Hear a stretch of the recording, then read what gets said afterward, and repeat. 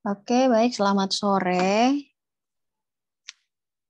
Pada sore hari ini kita akan mengikuti pembacaan referat sebenarnya, tapi dalam bentuk webinar yang akan dipresentasikan oleh Trivianto Gilbert Bawonte. Trivi akan membawakan satu topik yang berjudul amnesia disosiatif. Nah, sebagai pendahuluan, amnesia disosiatif ini sebenarnya banyak kita jumpai di film-film, dan gambaran di film itu kadang kurang tepat. Sebentar kita akan lihat bagaimana Trivi akan memaparkan bagaimana sebenarnya yang disebut dengan amnesia disosiatif ini, apa penyebabnya, dan bagaimana kondisi pasien serta pendekatan terbaik untuk pasien-pasien dengan amnesia disosiatif. Setelah presentasi ini diharapkan kerjasamanya untuk memberi masukan atau pertanyaan terkait dengan apa yang Trivi bawakan pada sore hari ini. Baik, selanjutnya dipersilahkan untuk Trivi mempresentasikan apa yang ingin disampaikan. Oke, terima kasih untuk kesempatan yang diberikan. Selamat malam, dokter. Selamat malam, teman-teman. Terima kasih telah meluangkan waktu di malam hari ini untuk bergabung pada link Zoom ini. Oke, saat ini saya akan mempresentasikan hasil kerja saya tentang amnesia disosiatif. Dengan dosen pembimbing, Dr. Iren Rusdi, Master Kesehatan Spesialis Kesehatan Jiwa. Nah, apa sih itu amnesia disosiatif? Nah, ini amnesia disosiatif ini juga dikenal sebagai amnesia fungsional atau amnesia psikogenik, di mana kondisi yang ditandai dengan gangguan berat fungsi memori, biasanya dipicu oleh situasi traumatis atau stres tanpa penyebab biologis atau kerusakan otak struktural. Gejala utama biasanya lupa akan tentang kenangan masa lalu. Penderita biasanya akan terlihat kebingungan dan mengalami depresi atau rasa cemas. Memori tentang pribadi biasanya lebih terganggu daripada memori tentang publik. Amnesia disosiatif umumnya tidak mempengaruhi fungsi kognitif. Nah, ada beberapa bentuk dari amnesia. Yang pertama ada amnesia terlokalisasi, yaitu tipe yang paling sering, di mana kehilangan daya ingat terhadap peristiwa-peristiwa dalam periode yang singkat. Yang kedua ada amnesia umum, yaitu kehilangan daya ingat akan pengalaman selama hidupnya. Dan yang ketiga ada amnesia tersistematisasi atau selektif amnesia, yaitu kegagalan untuk mengingat beberapa peristiwa, tetapi tidak semuanya selama suatu periode yang singkat. Untuk epidemiologi, di mana studi prevalensi menunjukkan tingkat amnesia disosiatif antara 0,2% sampai 7,3%. Prevalensi amnesia disosiatif sering terjadi pada perempuan dibandingkan laki-laki. Lebih sering terjadi pada dewasa muda dibandingkan dewasa yang lebih tua. Kejadian amnesia disosiatif meningkat selama waktu perang dan bencana alam. Terus faktor-faktor apa sih yang menyebabkan seseorang boleh terjadi ini amnesia disosiatif? Nah, yang pertama itu ada karena pelecehan pada masa kanak-kanak. Yang kedua ada pemerkosaan. Ketiga ada kecelakaan, ini yang paling sering. Keempat percobaan bunuh diri, tindakan kriminal, dan menyaksikan kematian akibat kekerasan. Terus kapan orang mau bilang dia ini amnesia disosiatif? Nah, jadi ada dari DSM-5 tentang kriteria diagnosis untuk diagnosis amnesia disosiatif. Yaitu yang pertama, ketidakmampuan untuk mengingat informasi autobiografi penting, biasanya bersifat traumatis atau stres yang tidak sesuai dengan lupa biasa. Yaitu amnesia disosiatif yang paling sering terdiri dari amnesia lokal atau amnesia selektif untuk tertentu, atau amnesia umum untuk identitas dan riwayat hidup.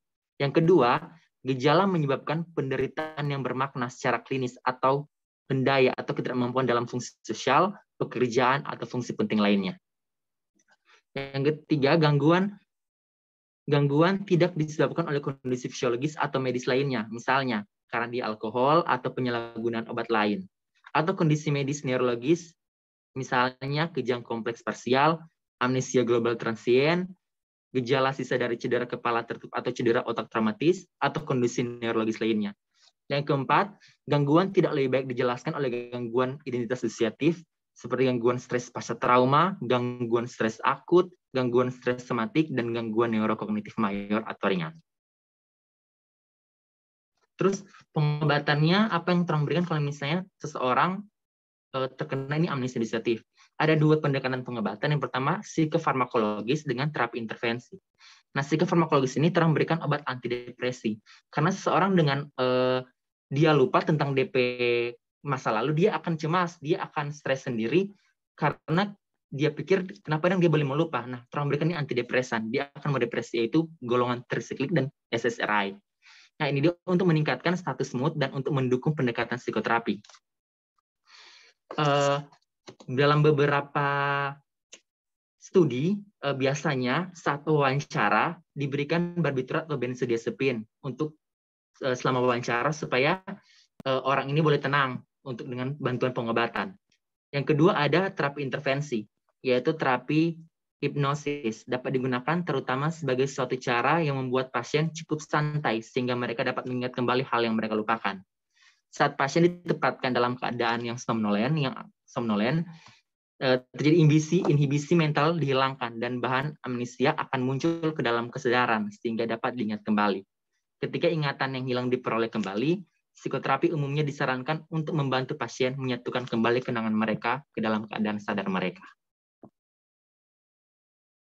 Jadi kesimpulannya, amnesia disosiatif ini merupakan gangguan yang berhubungan dengan fungsi memori yang terganggu tanpa adanya penyebab neurobiologis yang jelas. Jadi orang yang akan didiagnosis dengan amnesia disosiatif biasanya dibawa dari bagian saraf bawah, lihat dengan MRI atau imaging begitu. Kalau misalnya tidak ada gangguan dalam neurobiologis, jadi boleh masuk di amnesia disosiatif. Nah, gejala utama pada amnesia disosiatif ini biasanya retrograd, artinya pasien dia tidak bisa mengingat memori informasi sebelum titik waktu kejadian. Jadi sebelum titik waktu terjadinya dia selalu pada informasi. Nah, etiologinya ini berhubungan dengan kejadian trauma yang terjadi pada masa kanak-kanak yang tadi saya sudah bilang, berpemerkosaan, kecelakaan, percobaan bunuh diri, tindakan kriminal, atau menyaksikan kematian akibat kekerasan. Oke, sekian dari saya. Jika ada tambahan, sanggahan, pendapat, pertanyaan, dipersilakan. Ya, terima kasih Trivi atas presentasinya. Singkat, padat, jelas. Karena saya sudah sampaikan tadi bahwa sebenarnya ini adalah suatu diagnosis pop.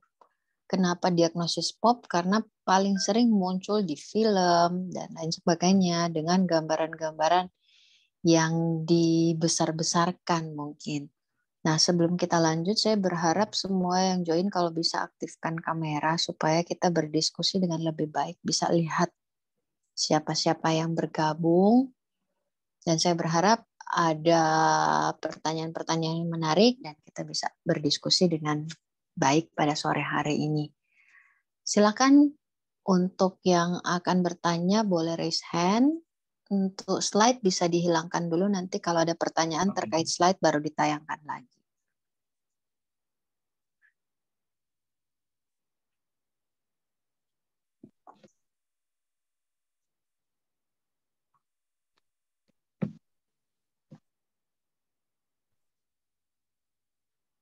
Ya, silakan yang ingin mengajukan pertanyaan bisa raise hand. Dan ini bertanya yang serius tapi santai ya, karena untuk ilmu kesehatan jiwa, untuk ilmu kedokteran jiwa sebenarnya dibilang gampang-gampang susah. Kenapa? Karena dibilang gampang karena orang menganggapnya bagian dari kehidupan sehari-hari. Tapi sebenarnya semuanya tidak sesederhana itu. Contohnya antara lain seperti amnesia disosiatif ini. Seberapa sering sih, sebelum mungkin teman-teman lain mengajukan pertanyaan, dokter tanya kalau dari segi epidemiologi tadi Trivi dapat seberapa sering? Kalau jangan pakai persen, misalnya berapa dari berapa orang yang bisa mengalami amnesia disosiatif?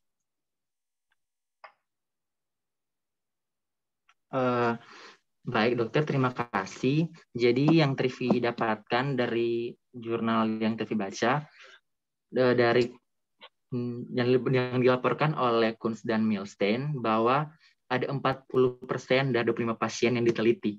Jadi kalau 40% sekitar 40% lumayan banyak lah ya. dari Hampir setengah dong yang bisa iya, mengalami. Tapi itu mungkin populasinya yang populasi khusus tadi ya, yang pasca perang atau apa tadi itu ya. iya, iya, dokter. Kalau yang dari populasi umum ada datanya nggak? Oh, nanti, mohon maaf dokter V, belum cari, nanti dokter V cari dong. Tolong ditambahin data Iya. untuk epidemiologi dari populasi umum ya. Nanti Trivi catat. Silakan kalau sudah ada pertanyaan.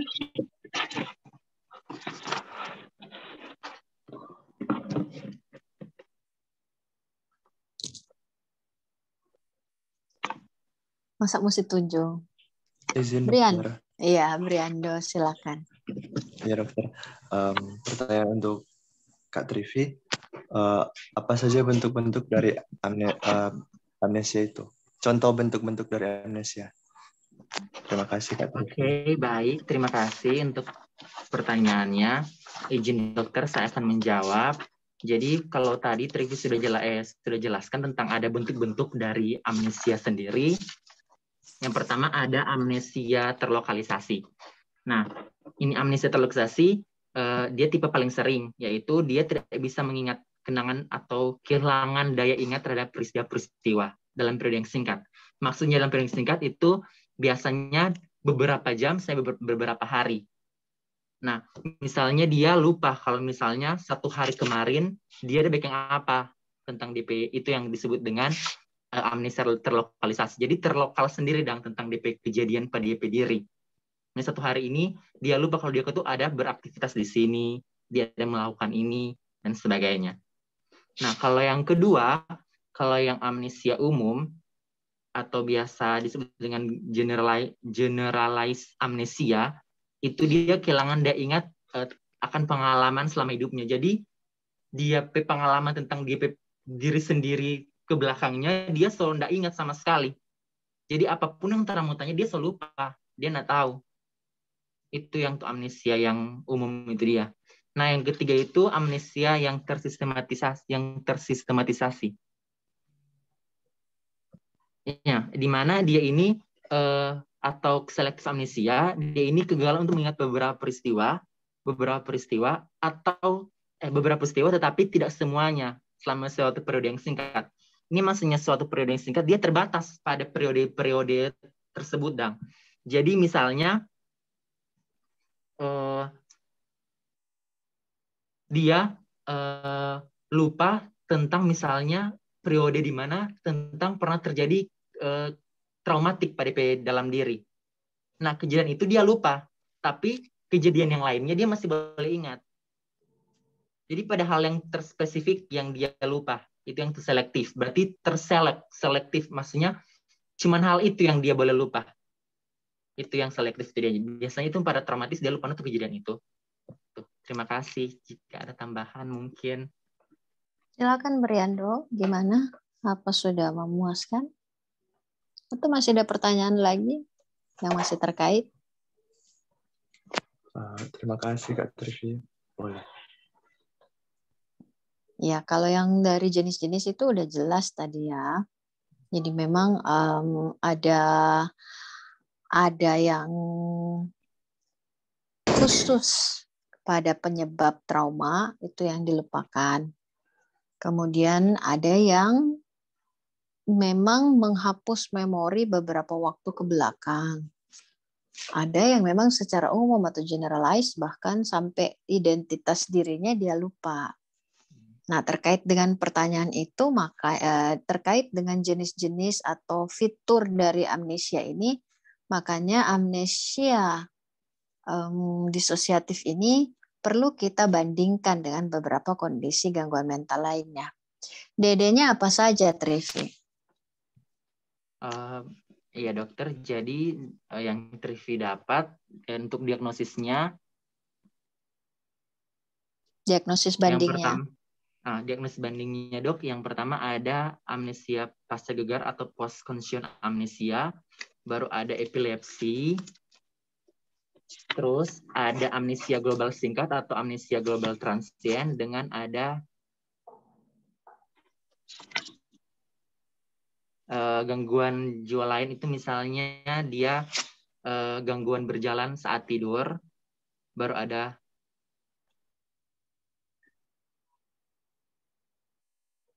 cuma itu dokter. Cuma itu.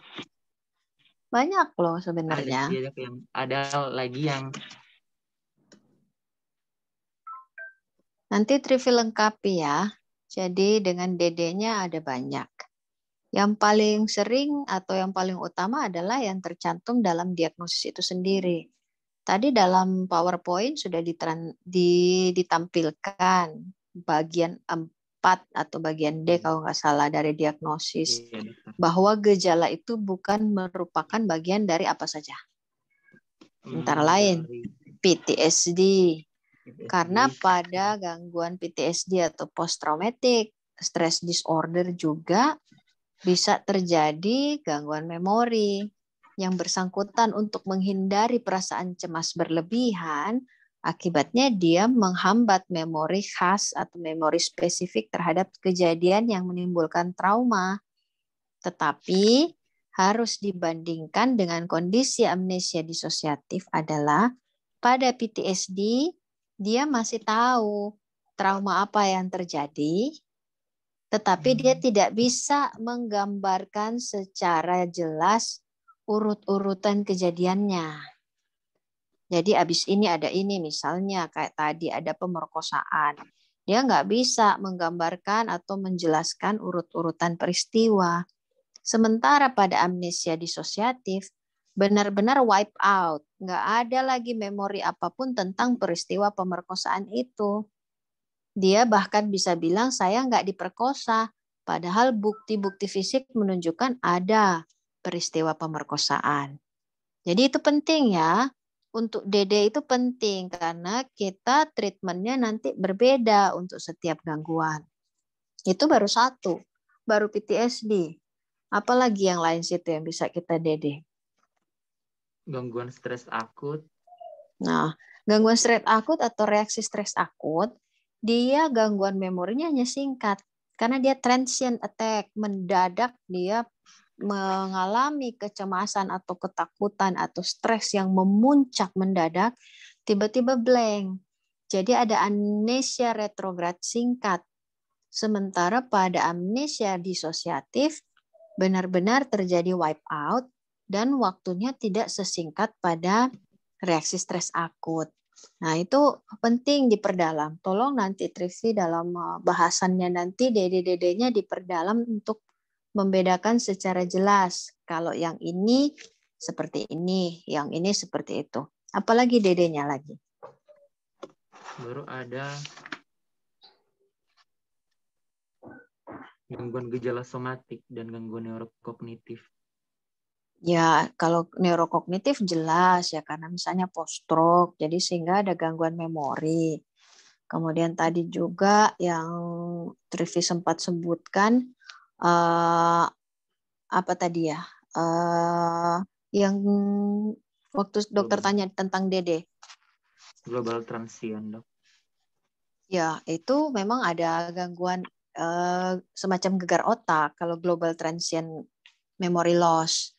Jadi itu memang ada problem pada sistem otak secara keseluruhan karena memang ada kontusio. Tetapi kondisi-kondisi khusus lainnya juga bisa menyebabkan adanya gangguan memori yang perlu secara spesifik kita bedakan dengan amnesia disosiatif. Ingat, amnesia disosiatif ini pasien biasanya datang dalam keadaan nggak cemas lagi. Beda dengan PTSD, masih ada cemasnya karena dia tahu peristiwa apa yang dia alami. Tapi pada amnesia, karena memang terjadi wipe out, pasien datangnya dalam kondisi bingung bisa, atau afeknya terbatas, afeknya tidak ada afek-afek cemas lagi. Karena apa ya? Karena kecemasan itu sudah nggak bisa dirasakan karena pencetusnya udah nggak ada, udah wipe out, udah amnesia. Jadi itulah fitur yang membedakan suatu kondisi amnesia disosiatif dengan gangguan memori akibat penyakit atau kondisi lainnya. Kira-kira seperti itu. Silakan kalau masih ada pertanyaan lagi, mungkin terkait dengan apa yang dokter jelaskan. Kalau mau berkembang dari situ, silakan bertanya.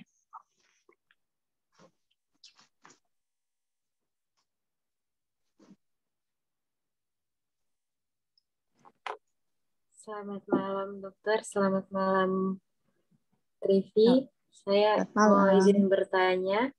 Silakan Tri. Apakah ada keuntungan bagi penderita sendiri jika seseorang mengalami amnesia? Terima kasih. Terima kasih Tri, silakan Trivi. Oke, terima kasih untuk pertanyaannya. Jadi kalau mau bilang keuntungan juga ada yang terbaca ada keuntungan untuk dari ini amnesia ini. Itu ada keuntungan yang primer dengan ada yang tujuan primer dengan ada yang tujuan sekunder. Nah, misalnya kalau misalnya pada tujuan primer itu seseorang yang wanita hamil terus dia kehilangan bayi, artinya bayinya meninggal. Terus dia lupa tentang DP kejadian itu. Otomatis untuk keuntungan bagi dirinya, dia tidak akan merasa depresi, tidak akan merasa sedih, dengan akan melindungi DP diri dari emosional yang dalam. Itu yang pertama. Terus kalau misalnya yang untuk tujuan sekunder, misalnya rupa tadi Trivida singgung tentang amnesia disosiatif lebih sering meningkat pada bencana alam dengan pada masa perang. Nah, misalnya seseorang yang sementara ikut perang ini, terus dia lupa tiba-tiba dia lupa akibat dia trauma, jadi terjadi amnesia disosiatif. Otomatis saat dia ikuti perang, dia akan dipulangkan. Artinya karena dia sudah tidak bisa mengingat ini, otomatis ada keuntungan tersendiri for dia, jadi dia akan dipulangkan kembali pada keluarga. Itu for keuntungan DP diri supaya dia tidak ikut perang gitu dong. Jadi itu ada tujuan yang primer dengan ada yang tujuan sekunder. Yang tujuan primer tentang misalnya kalau ibu hamil, dengan yang tujuan sekunder kalau misalnya ada terjadi perang dan bencana alam. Gitu. Terima kasih. Gimana Tri? Baik dokter dan Kak Trivi sudah jelas. Terima kasih. Ya, jadi mekanisme otak kita memang seperti itu ya, Tuhan udah ciptakan untuk kondisi yang sangat berat, kita tidak mampu menanggungnya secara mental, otak akan mendadak mengalami shutdown seperti itu. Nah ini dokter ingin tanyakan lagi ke Trivi. Adakah predisposisi orang-orang dengan kepribadian tertentu atau kondisi tertentu yang jika mengalami stresor akan mengalami amnesia disosiatif?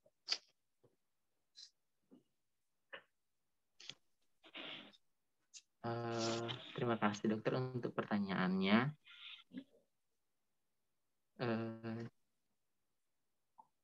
Jujurnya dok, Trivi belum baca sampai di situ tentang predisposisi dari gangguan kepribadian sampai boleh terjadi dia amnesia disosiatif. Cuman yang Trivi baca kalau misalnya orang dengan amnesia disosiatif, biasanya orang-orang itu kan dia lupa nih tentang DP kejadian. Biasanya dia akan melakukan konfabulasi, yaitu dia akan mengisi DP kekosongan memori dengan kejadian yang tidak sebenarnya. Mohon maaf dokter. Iya, itu betul sih. Nanti mau catat Trivi untuk tambahin, coba cari informasi. Karena gini, kok bisa orang dengan stresor yang sama misalnya dapat gangguan yang berbeda. Ada yang langsung psikotik, ada yang cuman istilahnya tanda kutip depresi. Nah, berarti kan ada variasi-variasi khusus untuk tiap-tiap orang ini yang membuat dia mengalami satu jenis gangguan tertentu. Contoh seperti orang yang mengalami trauma. Kok ada yang mengalami PTSD? Tetapi kok ada yang mengalami amnesia? Ngerti ya maksud saya? Berarti kan ada latar belakang tertentu yang membuat dia lebih cenderung rentan terhadap jenis gangguan mental tertentu. Nah, tolong itu nanti Trivi coba cari apakah ada kepustakaan yang membahas tentang itu dari segi psikodinamikanya, bagaimana sampai seseorang cenderung rentan mengalami kondisi amnesia disosiatif. Nah, terkait pertanyaan dari Tri itu benar yang sudah dijawab oleh Trivi secara jelas tadi bahwa ada keuntungan-keuntungan memang. Tapi yang kita harus ingat pada kondisi gangguan disosiatif, apa yang dialami oleh pasien itu nyata. Jadi keuntungan-keuntungan itu istilahnya hanya sebagai keuntungan yang sebenarnya nggak dicari pasien. Berbeda dengan malingering. Pada kondisi malingering atau berpura-pura sakit, seseorang fake the disease, fake the disorder, berpura-pura sakit untuk memang sengaja mendapatkan keuntungan, biasanya terkait dengan tuntutan hukum misalnya. Nah, kondisi seperti disosiatif, kadang orang lain bilang, pura-pura toh. Contoh, jika Anda bertemu dengan pasien yang amnesia, dari mana Anda akan tahu 100% bahwa dia mengalami benar-benar amnesia? Tidak ada pemeriksaan tambahan lain yang bisa memastikan dia mengalami amnesia, betul? Pun Anda CT scan, EEG, dan lain sebagainya, semuanya akan menunjukkan hasil yang normal, kecuali dia mengalami kontusio kayak tadi dalam DD kita. Tapi gangguan ini kan bukan disebabkan oleh kontusio, tetapi oleh suatu stresor mendadak yang sangat besar, yang sehingga membuat secara mental seseorang shutdown memori yang tidak menyenangkan tersebut. Nah, itu tidak bisa dibuktikan dengan pemeriksaan tambahan. Sehingga kadang-kadang agak sulit kita mendiagnosis. Bahkan misal Anda sebagai seorang dokter di layanan primer, menemukan tiba-tiba dibawa seorang anak, tiba-tiba dia mengaku tidak ingat lagi apa-apa. Bisa saja orang tua yang mengantar bilang, dia kok ini cari perhatian, sebenarnya kok dia udah mau ujian, kok dia nih mau belajar, kok tiba-tiba dia bilang dia lupa semua. Bisa saja Trivi pas misalnya cabu undi ujian pada dosen yang sulit, tiba-tiba Anda mengalami amnesia disosiatif. Siapa yang bisa memastikan diagnosis itu? Ya, jadi intinya gitu. Kalau ada keuntungan yang nyata, maka kita bisa mempertanyakan diagnosis amnesia disosiatif. Tetapi kalau dia mengalami amnesia dan tidak ada keuntungan yang nyata, maka itu jelas memang suatu amnesia disosiatif. Karena memang keuntungan primernya adalah untuk melindungi dia daripada beban mental yang jauh lebih berat. Tetapi ada keuntungan sekunder yang tidak bisa dihindari. Perhatian orang bertambah, dia mendapat privilege mungkin, karena ada orang kira, udah sakit, kasihan kok dia. Tetapi itu bukan tujuan utama dari pasien. Pasien akan, tadi dokter bilang, pasien tidak akan tampak cemas atau depresi. Dia justru akan tampak bingung. Nah, saya bisa bilang ini karena saya punya pasien yang seperti ini. Kalau bisa saya ceritakan secara singkat, pasien ini sempat menghilang dari keluarganya. Keluarganya bahkan sudah anggap pasien ini sudah meninggal. Tiba-tiba 15 tahun kemudian dia muncul. Kondisi fisik tangan sudah buntung, jari buntung 2. Tapi dia pulang ke rumah keluarga yang lama di Kendari, padahal keluarganya sudah tidak tinggal di situ. Tinggal tetangganya telepon keluarga yang dulu tinggal di situ, ini anak kamu pulang ke sini, tolong dijemput. Keluarganya sudah di Manado semua. Dia hanya tahu rumah yang dulu di Kendari, tapi dia nggak tahu.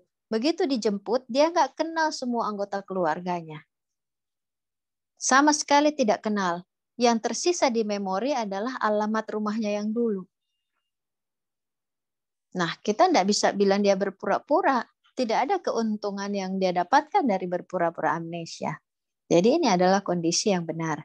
Tetapi Anda harus benar-benar mewaspadai jika satu pasien dengan mengaku amnesia, tetapi ada keuntungan yang memang nyata untuk dia, maka Anda bisa DD dengan malingering tentu saja.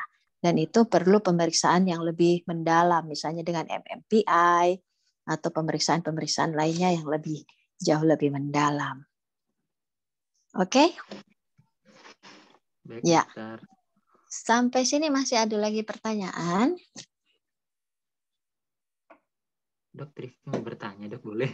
Ya, boleh, silakan. Terima kasih, dok.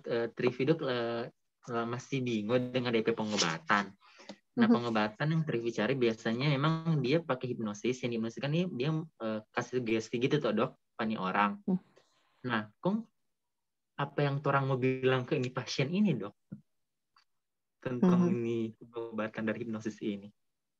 Artinya dalam kasus posisi Trivi sebagai dokter umum mau merujuk pasien untuk dihipnoterapi gitu. Iya, dok. Karena kan Ngoni tidak ada kompetensi hipnoterapi. Itu maksudnya, dokter. Maksudnya itu apa yang akan dari dokter spesialis mau bilang dong ke ini hipnotis? Nah, itu dong, dok. Pertanyaannya apa begitu dong? Jadi bagaimana prosedur hipnoterapi yang dilakukan? Iya, itu sebenarnya pertanyaan. Jadi gini, untuk terapi tadi Trivi agak sudah benar terapinya, yaitu SSRI atau antidepresan dan hipnoterapi. Tapi penjelasannya Trivi tadi kurang tepat. Kurang tepatnya gimana? Karena Anda mengatakan bahwa SSRI itu hanya untuk menghilangkan gejala depresi. Karena kalau dia amnesia, dia pasti depresi. It's not like that. Karena memori itu berada di mana kalau bukan di otak kita. Nah, otak kita ini adalah suatu organ yang terdiri dari sel. Sehingga kalau kita memberikan obat, kita memberikan intervensi pada sel-sel otak tentu saja. Nah, yang dimaksud dengan sel-sel otak yang kita intervensi adalah area memori emosi, yaitu di area limbik. Lebih tepatnya lagi di area striatal. Di situ tersimpan memori emosi. Sementara kalau memori-memori lainnya ya bisa di hipokampus. Itu area-area otak yang menyimpan konten-konten memori. Tetapi lebih spesifik memang ada satu area yang khusus menyimpan memori emosi. Nah, daerah itu biasanya hanya menyimpan emosinya. Kadang peristiwanya kita nggak ingat, tapi emosinya sangat kuat, masih tersimpan di situ. Pernah nggak Anda merasakan hanya mencium bau tertentu saja Anda mengingat suatu emosi yang kuat, tapi nggak tahu itu peristiwa apa? Itulah area emosi yang terpicu di daerah otak. Nah, jadi terkait dengan penggunaan antidepresan adalah untuk menstabilisasi sistem saraf serotonin yang ditingkatkan supaya area memori ini menjadi stabil, menjadi lebih kondusif, tidak mengalami gangguan neurotransmitter yang tidak seimbang di situ sehingga akibatnya terjadi shutdown, memorinya menjadi antara lain seperti yang Trivi bilang tadi, konfabulasi, mengisi memori yang kosong dengan hal-hal yang sebenarnya tidak ada atau yang sebenarnya hanya diinginkan oleh pasien. Itu konfabulasi juga bisa terisi dengan hal-hal yang seperti itu.